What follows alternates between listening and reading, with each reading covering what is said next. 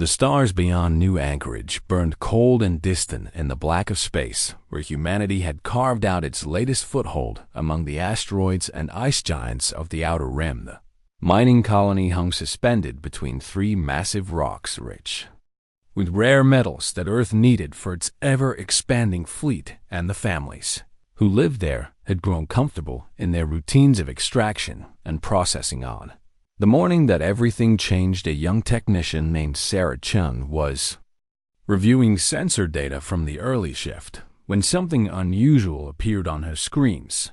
Massive energy signatures were approaching from the galactic north, and they were moving with purpose and coordination that could only mean one thing: someone was coming, and they had not asked permission within minutes. Alarms rang through every section of New Anchorage, and Colony Director Marcus Webb stood in the command center watching as dozens of ships emerged from faster-than-light travel at the edge of their territory.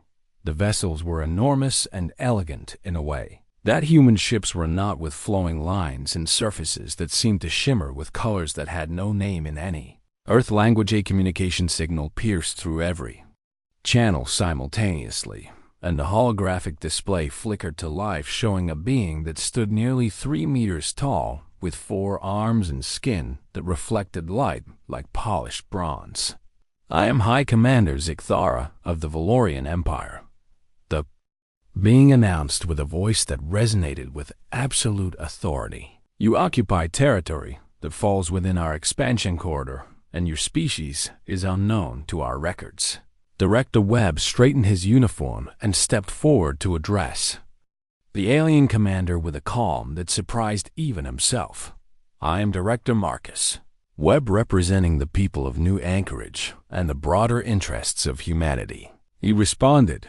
"You have entered the outer territories of human space without authorization." The alien commander tilted his head in what might have been amusement or confusion. "Authorization." Zikthara repeated the word as if testing its flavor. "Small species do not grant authorization to the Valorian Empire, and they receive it." Webb felt his jaw tighten, but kept his voice level. "Then let me be clear, Commander," he said.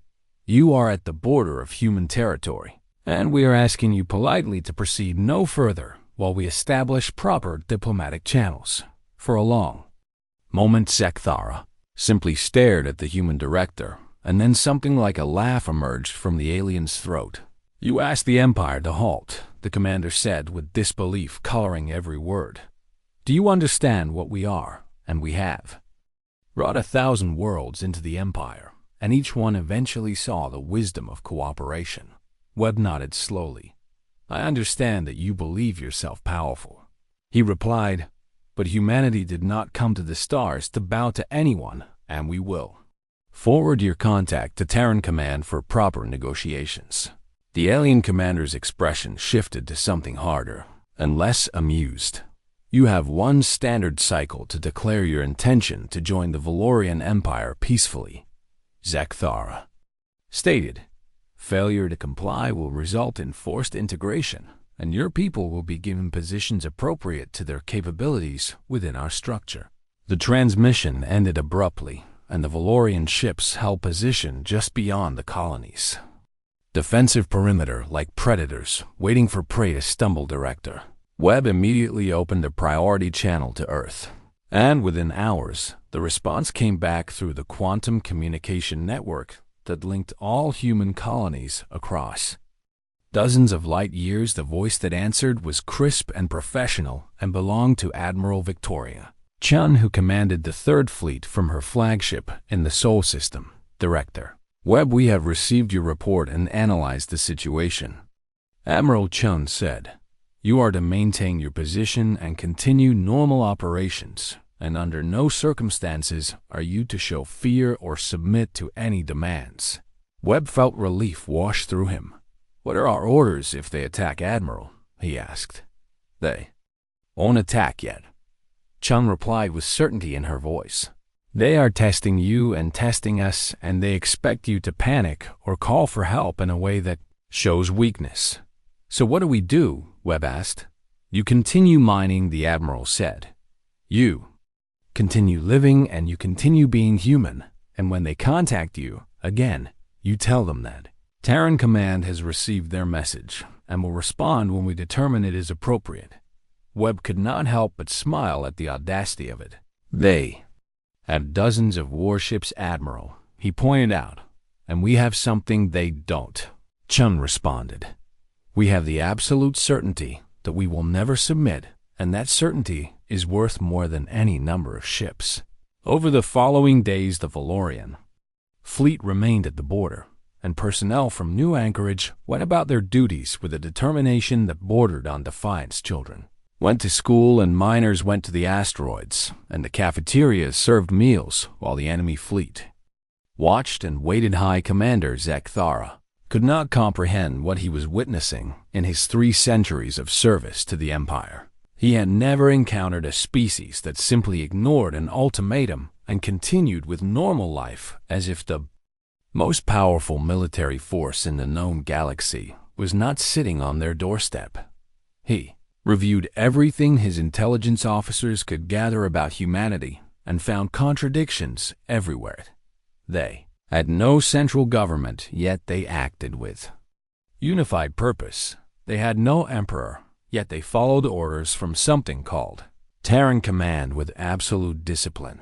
They had only recently achieved faster-than-light travel, yet their technology showed signs of advancement that should have taken millennia. They are either the greatest fools in the galaxy, or they know something we do not. His second officer, Observed Zikara, considered this carefully. The cycle he had given them passed, and he opened communications once more. Director Webb appeared on screen, looking as calm as he had during their first contact. Your time has expired, Zek Thara announced. What is your answer? Webb smiled slightly. Terran Command has reviewed your proposition, he said. Their response is brief, and I will quote it exactly.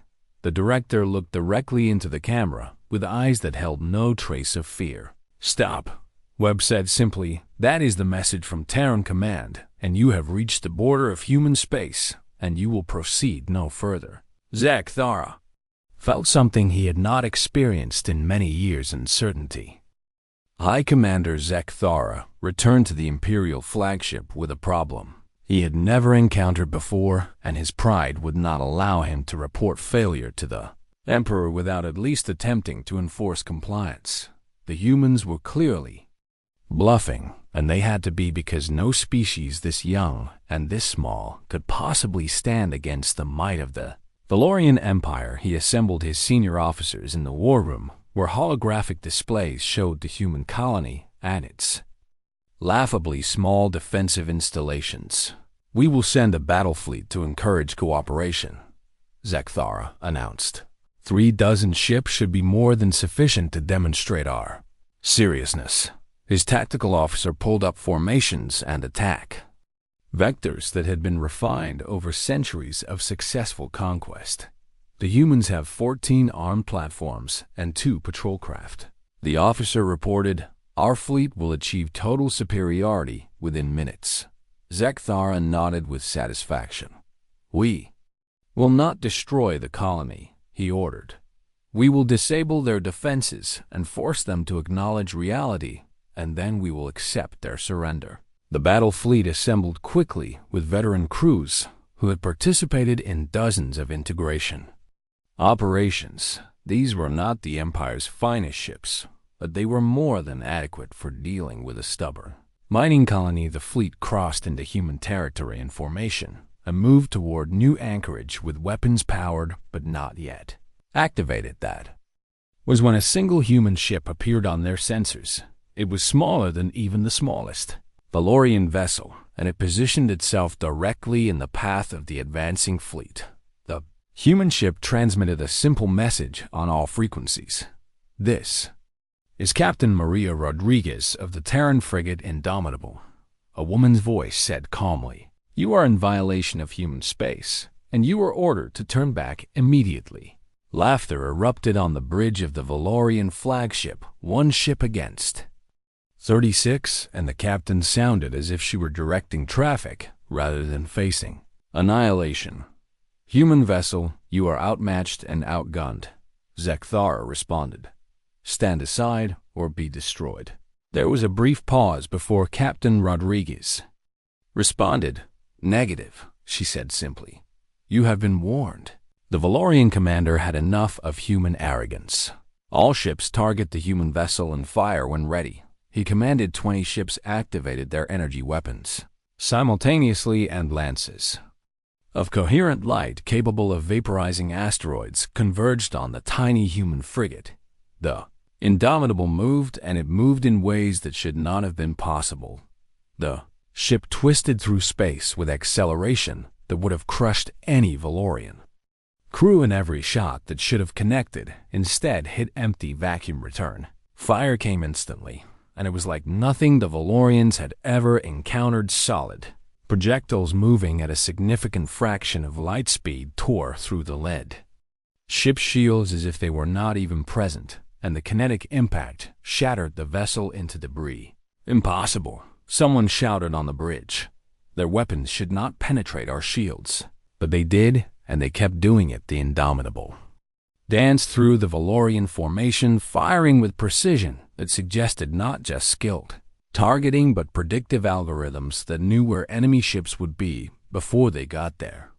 A second Valorian ship exploded when a railgun slug punched through its reactor. Korea 3rd lost all power when some kind of electromagnetic pulse weapon fried every system simultaneously. Valorian fleet tried to adapt and coordinate, but the human ship's electronic warfare suite turned their own targeting systems against them, and missiles that should have tracked the Indomitable instead locked onto Valorian vessels. All ships focus fire on a single point. Zekthara ordered desperately, overwhelmed their defenses.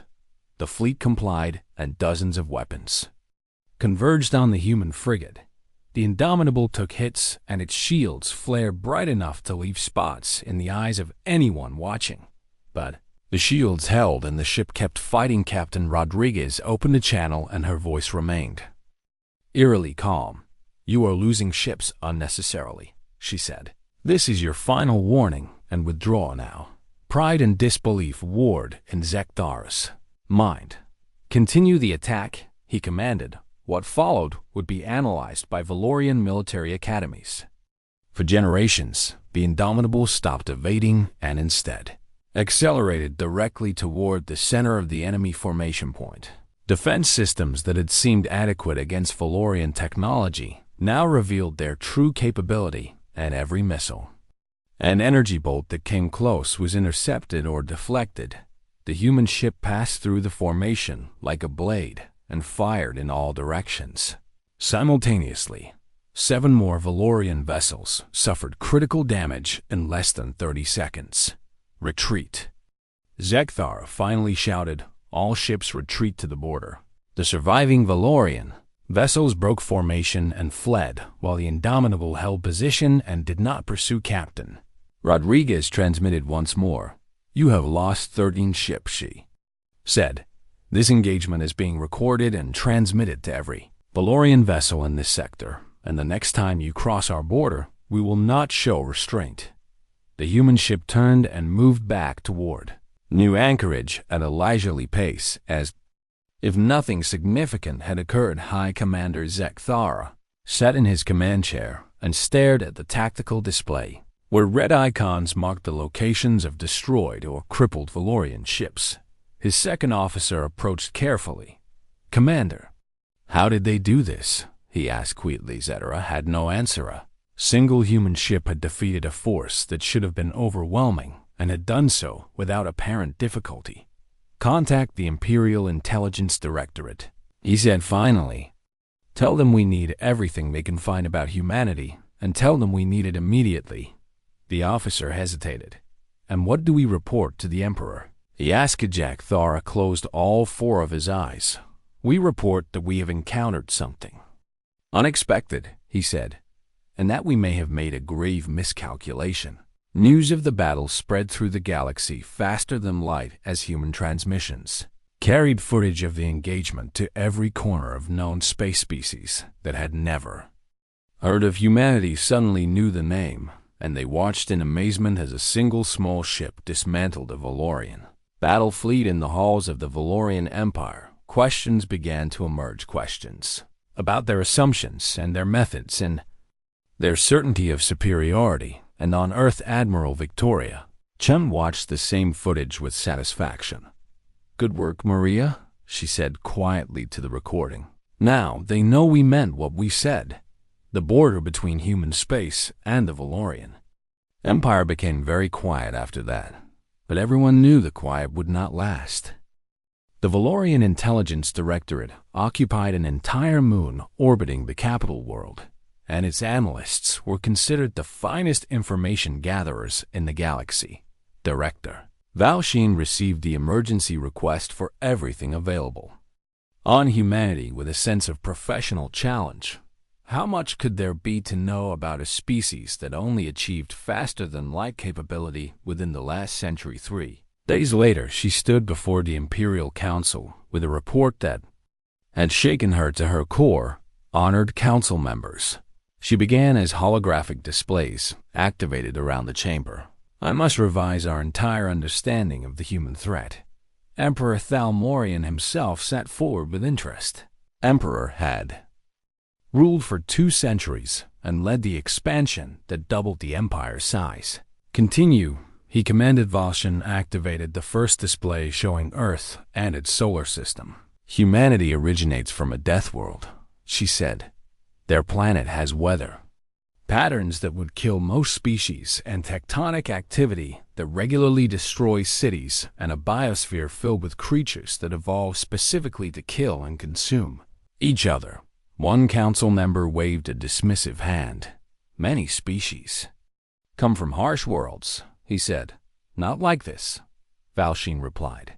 "Humans are endurance predators, and on their world, prey animals literally run until their hearts explode trying to escape. Human hunters and humans can continue pursuit for days without rest." She changed the display to show human history. "But the environment is not what concerns me most," she continued.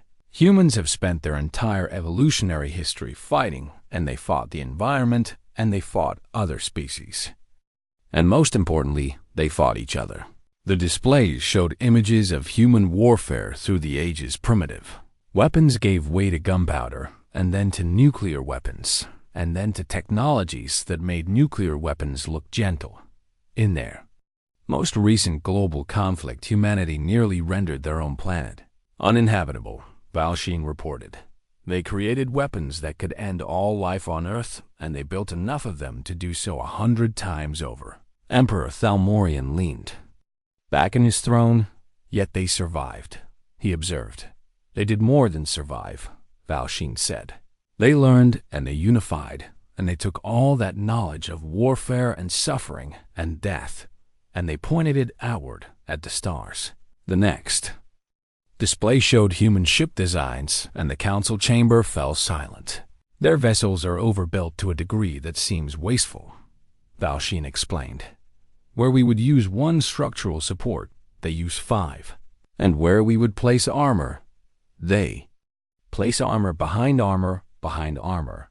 "Why?" someone asked. "Because they expect to take damage," Valshin answered. "Our ships are designed for technological superiority and quick victories, but human ships are designed to keep fighting even after, suffering catastrophic hits, and their damage control procedures are extraordinary." She pulled up footage from the recent battle. "The Indomitable took direct hits that should have disabled it," she said, "but the ship continued operating at near full capacity because humans design every system with multiple redundancies." Another display showed human military training. "Their soldiers practice for scenarios we would consider impossible nightmares," Valshin continued. "They train to fight in vacuum, and in toxic atmospheres, and in gravity wells that would crush most species, and they train to keep fighting even when victory seems impossible." "Why such extensive preparation?" a council member asked. Valshin met his eyes. "Because humanity has a saying," she replied. "Hope for the best and prepare for the worst, and they always prepare for the worst." The intelligence director brought up demographic data when news of our incursion reached Earth, something unprecedented occurred, she said. Within 6 hours, 4 billion humans volunteered for military service. The council chamber erupted in disbelief. That is impossible, someone shouted. No species has that level of mobilization capacity. Humans do, Valsheen stated firmly. They have no hive mind and no genetic compulsion, and yet, when threatened, they act with perfect coordination because they choose to. Emperor Thalmorian raised a hand for silence. Explain their command structure, he ordered. Valsheen nodded. That is perhaps the most disturbing aspect, she said. Humanity has no central government in the way we understand it, and Earth alone has nearly 200 separate nations, and their colonies are even more fragmented. Then how do they coordinate, the Emperor asked. Through something they call Terran Command, Valsheen answered. It is a voluntary military alliance that every human nation and colony supports because they all agree on one fundamental principle, which is never again, Valsheen said quietly. Humanity's history is filled with conquest and slavery and genocide, and they have decided collectively that they will never allow it to happen to them again, and more importantly, they will not allow it to happen to others. She activated a final display showing human diplomatic communications with other species. Since the battle at New Anchorage, humanity has released all combat footage to every species in the galaxy. Valsheen reported, the message is clear, and they are offering protection to any species that fears our expansion. The Emperor's expression hardened. They dare to position themselves as defenders against us, he said. They do, Valsheen confirmed, and dozens of species are accepting their offer. She pulled up intelligence reports from across the galaxy. Species that were considering alliances with the Empire are now reconsidering, she said. They watched one human ship defeat our battle fleet, and they are asking themselves if the Empire is truly as invincible as we claim. One council member stood angrily. This is unacceptable, he declared. We cannot allow our reputation to be damaged by primitives. Valsheen turned to face him. Counselor, they are not primitives, she said. They are the most dangerous species we have ever encountered, and they are dangerous precisely because they understand war in ways we have forgotten. Forgotten, the Emperor repeated. Yes, Majesty, Valsheen said. The Valorian Empire has not faced a true peer competitor in 3 centuries. And we have grown accustomed to technological superiority and overwhelming force, and humanity has neither of those advantages, yet they win anyway. How? The Emperor demanded. Because they are willing to pay prices we are not, Valsheen answered. Because they have prepared for scenarios we have never considered, and because they believe in their cause with a certainty that no amount of force can break. She deactivated the displays and faced the council directly. Humanity has a phrase that appears repeatedly in their cultural materials, she said. Humanity, fuck yeah, and it encapsulates their entire philosophy. Which is, someone asked. That being human means never surrendering. Valsheen said, never accepting defeat and never bowing to anyone, and they will die to the last person before they compromise that belief. The council chamber fell silent as the implications settled over everyone present. Finally, Emperor Thalmorian spoke. What do you recommend, Director? Valsheen took a breath. I recommend we negotiate, she said. I recommend we accept that humanity has drawn a line we cannot cross without costs we are unwilling to pay. Unacceptable, the angry counselor shouted. The Empire does not negotiate with inferiors. Then, the Empire may learn a very painful lesson, Valsheen replied. Emperor sat in silence for a long moment before speaking. Prepare a full military assessment, he commanded. I will decide our course of action after reviewing all options. Valsheen bowed but knew the decision was already made.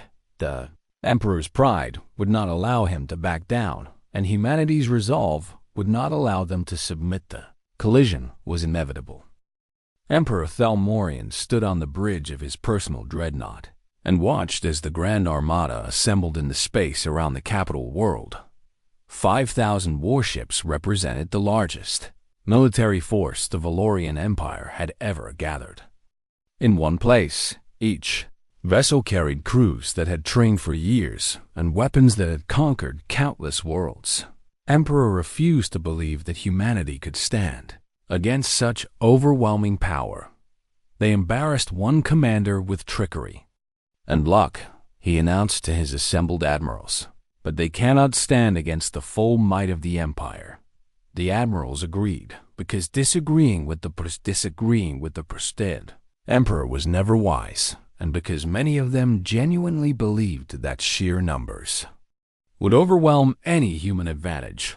The Grand Armada began its journey toward human space, with the Emperor himself leading from the front. As they traveled, Thalmorian broadcast a message that was transmitted to every corner of the galaxy.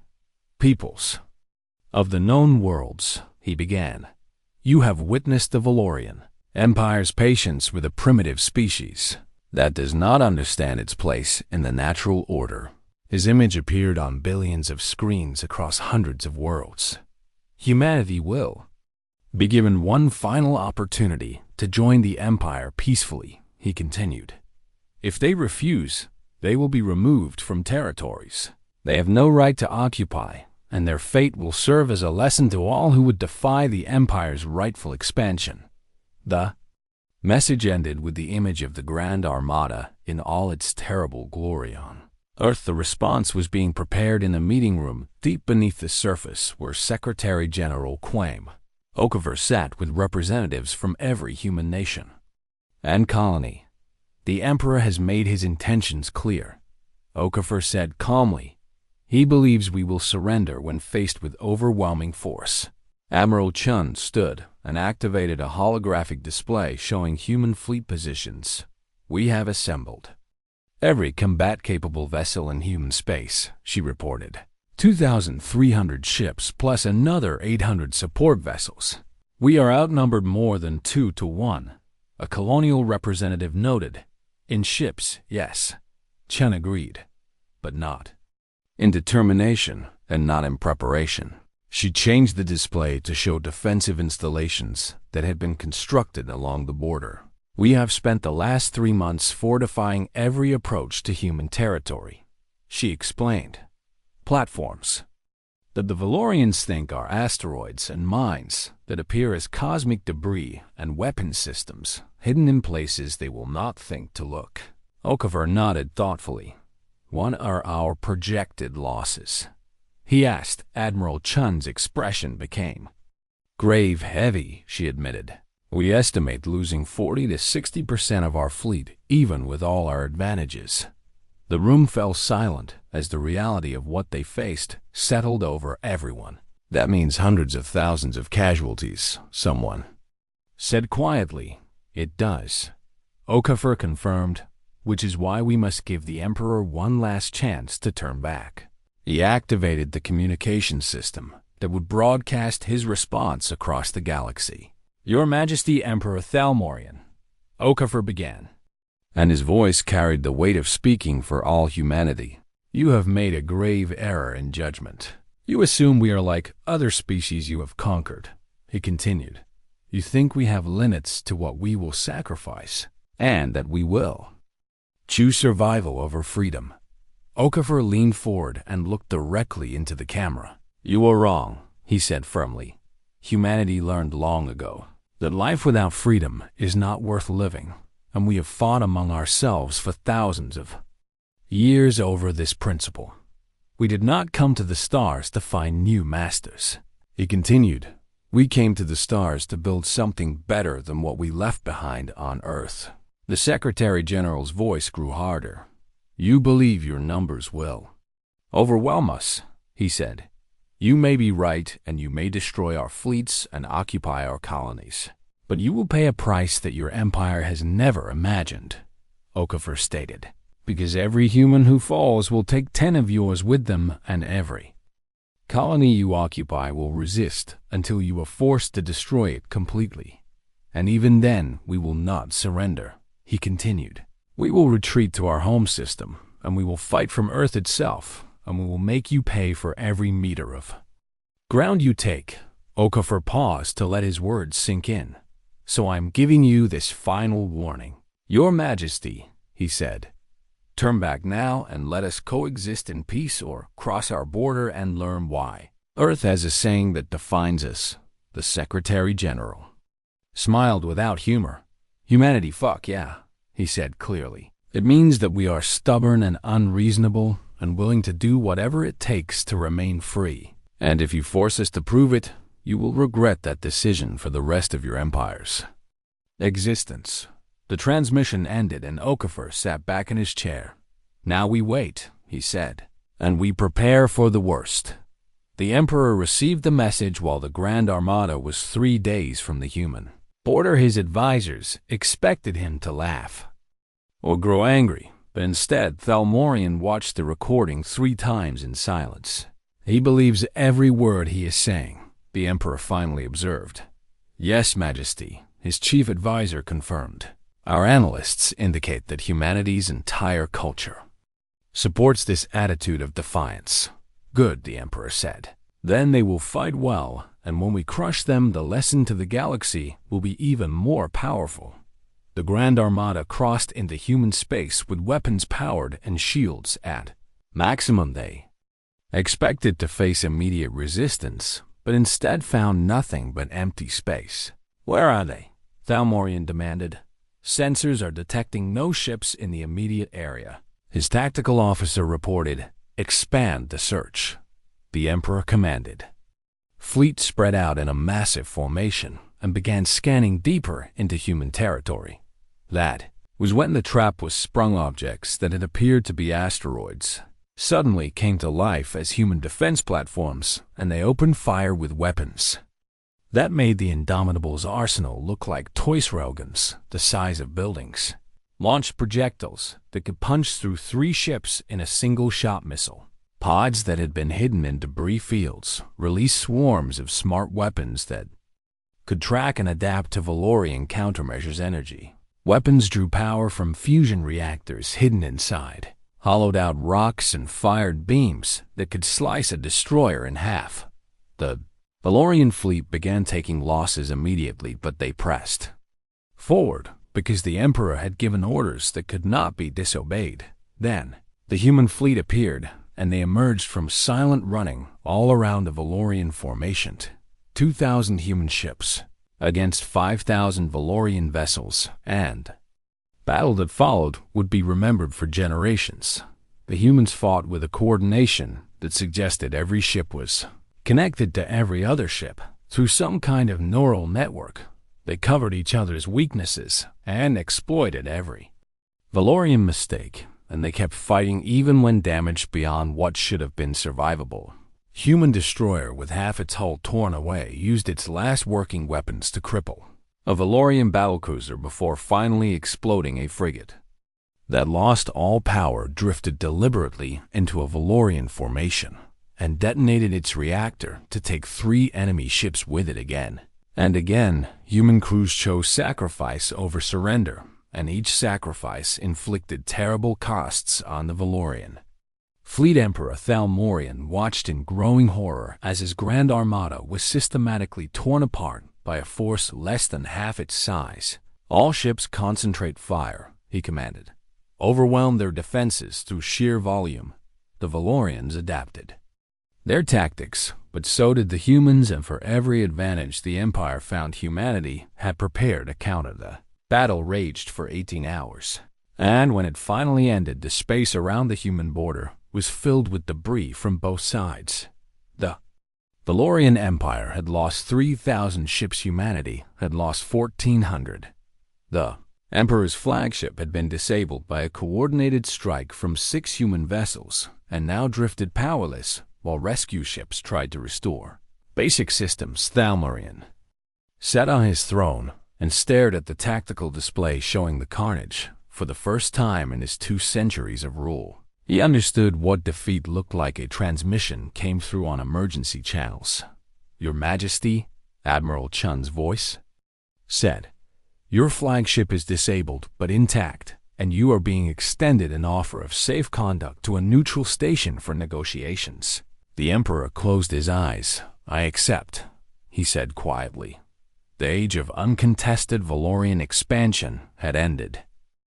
The neutral station hung in the space between human territory and the Valorian Empire, and it had been constructed specifically for these negotiations. Emperor Thalmorian arrived on a transport vessel that bore none of the grandeur of his destroyed flagship, and for the first time in his long life, he walked without the certainty of absolute power. Admiral Victoria Chun met him at the airlock wearing a simple uniform with no excessive decoration. She offered him a traditional human greeting by extending her hand. "Your Majesty," she said, "welcome aboard." The Emperor looked at her hand and remembered the intelligence briefings about human customs, and this gesture was meant to show that neither party carried weapons. He extended one of his 4 hands and clasped hers briefly. "Admiral Chun," he acknowledged, "I am here as requested." She led him through corridors that were clean and functional but not intimidating, and that itself was a message. The humans were not trying to impress or frighten him, and they were simply being themselves. They entered a conference room where a table had been prepared with chairs suitable for both human and Valorian physiology. To the Emperor's surprise, there were no guards and no weapons visible, and just Admiral Chun and himself. A chance at the stay service unit approached, and Chun spoke to it casually. "2 coffees, please," she said. "One prepared for Valorian metabolism." The Emperor watched as steaming cups were placed before both of them. "You studied our biology," he observed. "Of course," Chun replied. "Just as you studied ours, and knowing your enemy is the first rule of warfare." She sat down and gestured for him to do the same. "But you are not our enemy anymore," she continued, "or at least you don't have to be." Thalmorian sat carefully and regarded the human admiral with genuine curiosity. "You destroyed half of the most powerful fleet ever assembled," he said. "Yet you offer me hospitality and coffee." Chun smiled slightly. "Your Majesty, we didn't want this war," she said. "We tried to avoid it, and we warned you multiple times, and we only fought because you gave us no choice." "You could have surrendered," the Emperor pointed out. "No," Chun said firmly. "We really couldn't." She took a sip of her coffee, and the Emperor tentatively tried his own and found it surprisingly pleasant. "Let me tell you something about humanity," Chun began. "We are not a perfect species, and we have done terrible things to each other throughout our history. We had slavery and genocide and wars that killed millions for reasons that seem insane in retrospect," she continued. "We built weapons that could end all life on our planet, and we came terrifyingly close to using them." The Emperor listened without interrupting. "But we learned," Chen said. "We learned that domination only breeds resistance, and that conquered people never stop fighting, and that peace built on force is no peace at all. So, when we came to the stars, we made a promise to ourselves," she explained. "We would never be conquered, and we would never become conquerors, and we would defend that principle with everything we have." Dalmorian set down his cup. "A noble sentiment," he said. "But the galaxy does not run on noble sentiments, and it runs on power and resources, and the strong inevitably dominate the weak." "That's where you're wrong," Chun replied. "The galaxy runs on whatever we decide it runs on, and if enough species decide that conquest is unacceptable, then conquest becomes impossible." She activated a holographic display showing the current political map of known space. "Since our battle, 37 species have requested protection agreements with humanity," she reported. "They are not asking to join the Valorian Empire, and they are asking to join a defensive alliance that promises mutual protection." The Emperor felt something shift in his understanding. "You are building a counter-empire," he said. "No," Chun corrected. "We are building an alliance of equals, and every species keeps its sovereignty and its freedom and its right to determine its own future, and all we ask is that they help defend these same rights for others." "And what do you ask of the Valorian Empire?" Thalmorian asked. Admiral Chun leaned forward.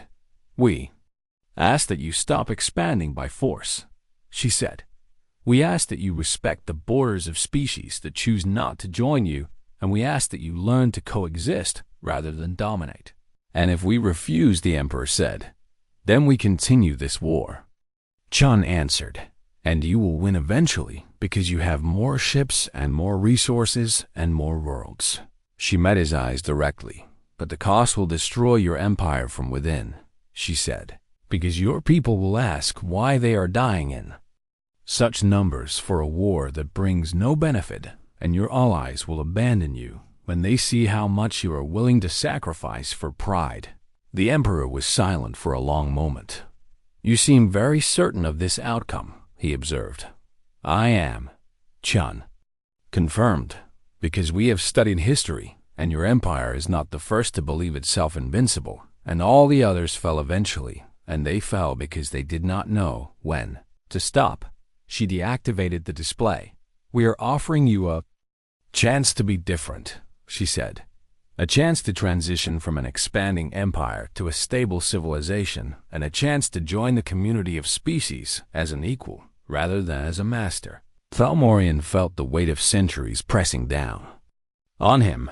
His entire life had been built on the assumption of Valorian superiority, and this human was asking him to abandon that assumption. "Why do you fight so hard?" he asked finally.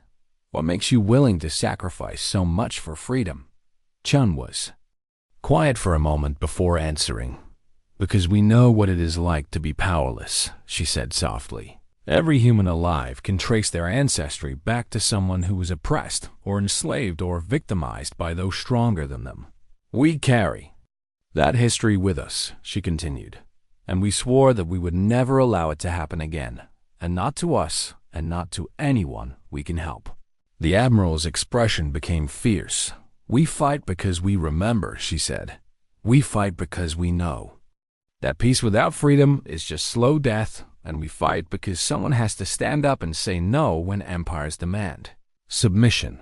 "Emperor." Thalmorian looked at this human who had defeated him and saw something he had not expected. He saw conviction that could not be broken, and compassion that did not mean weakness, and strength that came from unity rather than domination. "What are your terms?" he asked. Over the following hours they negotiated an agreement that would reshape the galaxy. The Valorian Empire would retain all territories where species had genuinely chosen to join. They would renounce expansion by military force. They would recognize the sovereignty of independent species and respect the borders of the new defensive alliance in exchange. Humanity would share certain technologies and establish trade agreements and work to integrate the empire peacefully into the broader galactic community. When the treaty was finalized, Thalmorian looked at Admiral Chun with something approaching respect. "You have won this war, Admiral," he said. "But I wonder if you understand what you have started." "What do you mean?" Chun asked. "You have shown the galaxy that empires can be resisted," the Emperor explained. "That powerful species are not invincible. And that freedom is worth fighting for." He stood and prepared to leave. "Other empires exist in distant space," he warned. "And when they hear of this, they will come to test whether humanity's resolve is real." Chun smiled. "Let them come," she said. "We will be ready." The Emperor departed and left behind a galaxy that was already changing at every human border station, from the core worlds to the furthest colonies. A message began broadcasting in every known language. "This is the border of human protected space," the message said. "All species are welcome to trade and travel and exist in peace. But those who come in conquest will find only resistance." It continued, "We are humanity, and we are not your prey, and we are not your servants, and we are not your subjects. We are your equals, whether you accept it or not." The message concluded, "Approach with respect or do not approach at all." And across the galaxy, species that had lived under the shadow of empires for millennia began to Hope they watched as humanity backed up its words with actions and extended protection to those who asked and demanded nothing but mutual respect. In return, the age of uncontested empire was ending, a new age was beginning, an age where freedom mattered more than power, where cooperation replaced domination, where species stood together instead of alone. And at the heart of this transformation was humanity, with all its flaws and all its history and all its stubborn refusal to accept that might made right.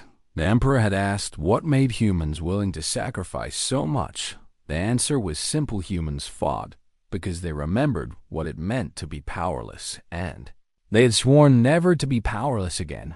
Not ever, not for anyone. Humanity, fuck. Yeah,